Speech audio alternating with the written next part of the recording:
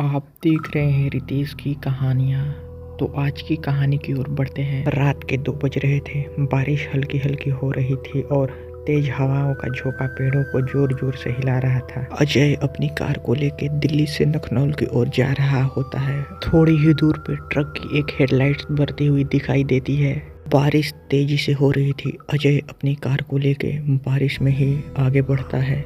जैसे ही वह एक घने जंगलों से गुजरता है, उसकी नज़र अचानक सड़क के किनारे खड़ी एक सफ़ेद साड़ी पहनी हुई औरत पर पड़ती है, जो कि एक सफ़ेद साड़ी में सड़क के किनारे भीगती हुई खड़ी रहती है। और ये उसकी आंखों देखता है। उसकी आंखें काफ़ी चमक रही होती है। वो कुछ सोच में पड़ जाता है। अजय को लगा कि शायद किसी मदद की ज़रूरत होगी, लेकिन वो कुछ अजनबी घटनाओं के सोच के कारण उसने कार को नहीं रोका और वो सीधे चला गया। कुछ किलोमीटर आगे जाने के बाद अजय ने अपने कार की साइड मिरर में से देखा तो उसकी खून जम गई। जो औरत थी वो अजय के कार के पिछले सीट पे बैठ चुकी थी। के चेहरे सफेद, आंखों के नीचे काले गड्ढे और होठ से हल्की हल्की खून टपक रही थी। अजय हड़बड़ाते हुए कार को ब्रेक मारता है और वो कार से ही कूद जाता है। थोड़ी दूर आगे भागने के बाद वो पीछे मुड़ के देखता है तो वहाँ कोई नहीं होता है। अजय सोच में पड़ता जाता है कि अभी कोई मेरे गाड़ी के पीछे बैठा हुआ था। अजय काफी डिप्रेशन हो जाता है और सोचने लगता है। अजय पूरा शॉक हो जाता है और उसे कुछ समझ में नहीं आता है कि अब मैं क्या करूं। अजय अपने सिर को झुकाते हुए उसने सोचा कि शायद ये मेरी नींद की वजह से हुआ होगा।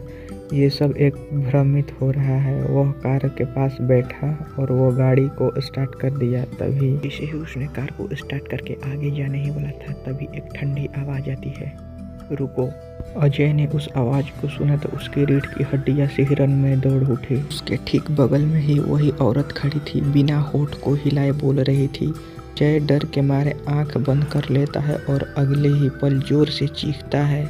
उसको ऐसा लगा जैसे उसका कोई गला घोट दिया। अगली सुबह ट्रक के ड्राइवर ने अजय की कार को सड़क के किनारे खड़े देखा तो कार को दरवाज़ा खुला था, लेकिन अंदर कोई नहीं था।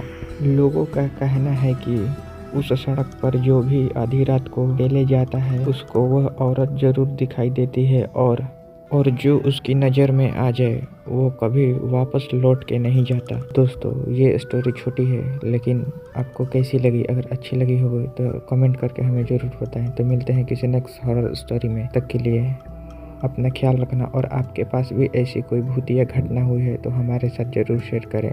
तब तक के लिए बाय बाय।